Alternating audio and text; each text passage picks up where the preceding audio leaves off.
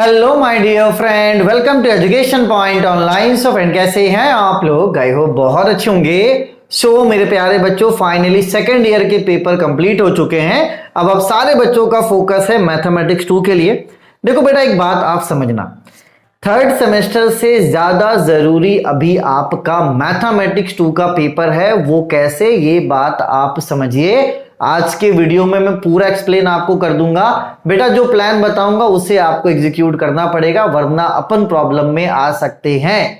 क्योंकि जब आप प्रॉब्लम में आओगे तो समझो मैं भी प्रॉब्लम में आ जाऊंगा। देखिए बेटा, बात समझिए।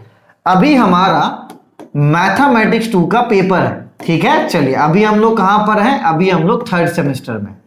अगर अभी मेहनत करके हम लोग पढ़ लेते हैं, मैथमेटिक्स 2 पास हो जाते हैं, कोई भी दिक्कत की बात नहीं है। लेकिन अगर हम लापरवाही करते हैं, क्या होगा भाई साहब? आपका ये मैथमेटिक्स 2 आपको फिर से देना पड़ेगा। कहां पर देना पड़ेगा? फोर्थ सेमेस्टर में आपको फिर से देना पड़ेगा। लेकिन फोर्थ सेमेस्टर में जैसे ही मैथमेटिक्स 2 आपका आएगा ना, ये आपका मर्सी पेपर बन जाएगा।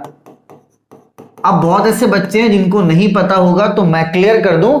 मर्सी पेपर का मतलब यह होता है कि अगर आप फोर्थ सेमेस्टर में भी मैथमेटिक्स 2 को क्लियर नहीं करते हैं, तो अब आगे आप थर्ड ईयर में, इसका मतलब कि फिफ्थ सेमेस्टर में आप नहीं जा सकते। भले ही आपके थर्ड सेमेस्टर का पूरा पेपर क्लियर हो, आपके फोर्थ सेमेस्टर का पूरा पेपर क्लियर हो, लेकिन फिर भी आप थर्ड ईयर में, मतलब फिफ्थ सेमेस्टर में आप नहीं जाएंगे। क्योंकि आरजीपीवी का नियम यह कहता है कि थर्ड ईयर में जाने के लिए, देखो मैथमेटिक्स 2 जो है ना बेटा, वो फर्स्ट ईयर का सब्जेक्ट है, ठीक है। चलिए, और आपको थर्ड ईयर में जाने के लिए पूरे फर्स्ट ईयर का पेपर क्या होना चाहिए बेटा? क्लियर होना चाहिए। पूरे फर्स्ट ईयर का पेपर क्लियर होना चाहिए। क्योंकि फर्स्ट ईयर के पेपर में कौन आता है? मैथमेटिक्स 2 आता है। भाई साहब, मैं डरा नहीं रहा हूं, बस मैं आपको सिचुएशन को समझा रहा हूं कि थर्ड सेमेस्टर से भी ज्यादा अभी आपके लिए मैथमेटिक्स 2 को क्लियर करना है। इस पॉइंट को आप नोट कर लो, समझ जाओ। बाद में आप लोग देखो, आप ऐसे वैसे ताल्लुकात रखते हो ना, बहुत ऐसे बच्चे बाद में बहुत पछताते, सर हमसे गलती। ये काम नहीं करना है यार। अभी सब कुछ पता है सबको, कोई बेवकूफ नहीं है। तो आप जानबूझकर गलती करने की कोशिश बिल्कुल भी ना करें। मैथमेटिक्स 2 को अच्छे से पढ़ो। मैं पूरा प्लान आपको बता देता हूं, फाड़ के रख दो अच्छे से, फटेगा भी। बस फाड़ने की कुवत रखो, है ना। पेपर को तुम फाड़ दो अच्छे से, मेहनत करो यार, ठीक है। क्योंकि अभी 15 दिन बाद पेपर है, करने को कुछ भी नहीं, बस घुस जाओ मैथमेटिक्स 2 में। पास होने के बाद, एग्जाम होने देने के बाद ही आपको बाहर निकलना है। चलो यार, मैं बात करता हूं। देखिए भाई साहब, प्लान क्या है? प्लान ये है कि आप सबसे पहले यूनिट नंबर 5 को पूरा पढ़ोगे, जो कि आपका वेक्टर है, ठीक है। इसे पढ़ने के लिए बेटा आपको, मुझे लगता है 4 दिनों का समय लगेगा, ठीक। चलिए, सबसे पहला काम क्या है? सबसे पहला काम आपको यूनिट 5 को कंप्लीट करना है, ठीक है भाई साहब। चलिए, उसके बाद बेटा आपको यूनिट 4 को कंप्लीट करना है पूरा, ठीक है। कोई भी टॉपिक आप मत छोड़ना बेटा, क्योंकि इसी के बेस में मैं आगे आपसे कुछ टॉपिक छुड़वाने वाला हूं, है ना। तो अगर आपको कोई बोल रहा है ना कि अरे ये इंपॉर्टेंट है, वो, भैया मत सुनो कुछ भी, अभी सिर्फ घुस जाओ पढ़ाई में। यूनिट 5 आपको पूरा कंप्लीट करना है, यूनिट 4 आपको पूरा कंप्लीट करना है, एक भी टॉपिक आपको नहीं छोड़ना है, ठीक है। चलिए, अब एक बात आप समझिएगा सर। देखिए, यूनिट नंबर जो आपका 1 2 3 है, अब यार ये पूरा तो आप नहीं पढ़ सकते, ये बात तो क्लियर है, आप पूरा नहीं पढ़ सकते। आप क्या करो, ये जो आपका मॉड्यूल 2 है ना, इसको आप होल्ड पे रखो। होल्ड पे क्यों, मैं आपको बताता हूं, ठीक है। चलिए, मान लो कि अभी ये आपके सिलेबस में है ही नहीं, मान लो ये नहीं है, ठीक है। चलिए, यूनिट नंबर 1 भी बहुत बड़ा है, आपको पूरा पढ़ने की जरूरत नहीं है। मैं आपको बता देता हूं कि यूनिट नंबर 1 में आपको क्या क्या चीजें पढ़कर जानी है, ठीक है। चलिए, सबसे पहले तो आप क्या करना बेटा,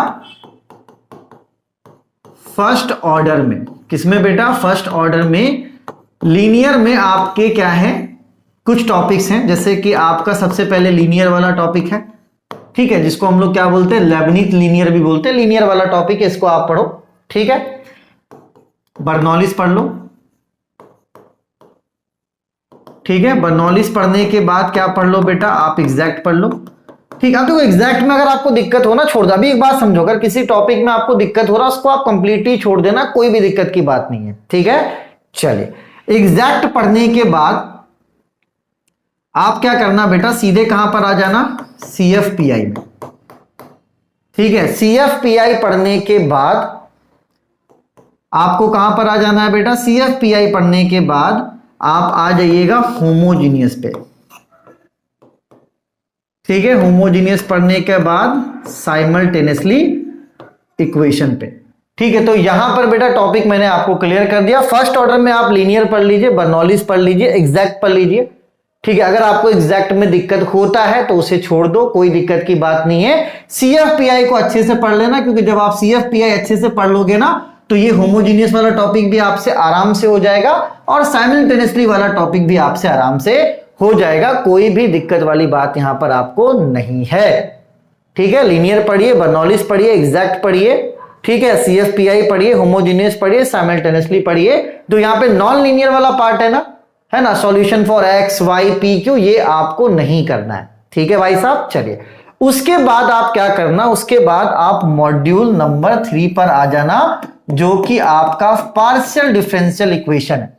अब देखो, पार्शियल डिफरेंशियल इक्वेशन में सिर्फ ये पढ़ना, लीनियर वाला पार्ट, नॉन लीनियर छोड़ देना, जिसमें चारपिट वगैरह आता है। अगर टाइम मिले तो कर सकते हो, नहीं टाइम मिल रहा है तो मत करना, कोई दिक्कत की बात नहीं है, ठीक है। चलिए, तो जब आप ये पढ़िएगा ना, homogeneous linear partial differential equation with constant coefficient, जब आप ये वाला टॉपिक पढ़िएगा, तो ये वाला टॉपिक मुझे लगता है कि सिर्फ आप एक बार पढ़ लोगे ना, आपको समझ में आ जाएगा, क्योंकि CFPI का कंसेप्ट क्या है आपका क्लियर है, ठीक। और उसके बाद अगर आपके पास समय बच रहा है कि नहीं सर, देखो यार, अभी अपन रिस्क नहीं ले सकते, थोड़ा तुम ज्यादा पढ़ लो भाई साहब, थोड़ा तुम ज्यादा पढ़ लो, लेकिन अभी हम लोग रिस्क नहीं ले सकते, क्योंकि अगर पेपर कैसे भी करके फंस गया भाई साहब, 15 दिन बहुत होता, मुझे पता आप कर लोगे, क्योंकि ऑलरेडी आपने पढ़ा होगा यार थोड़ा बहुत। ऐसा थोड़ी ना कि आप स्टार्टिंग से पढ़ना, बस समझो कि एक तरह से आपको रिवीजन करना है बेटा, और अच्छे से करना है।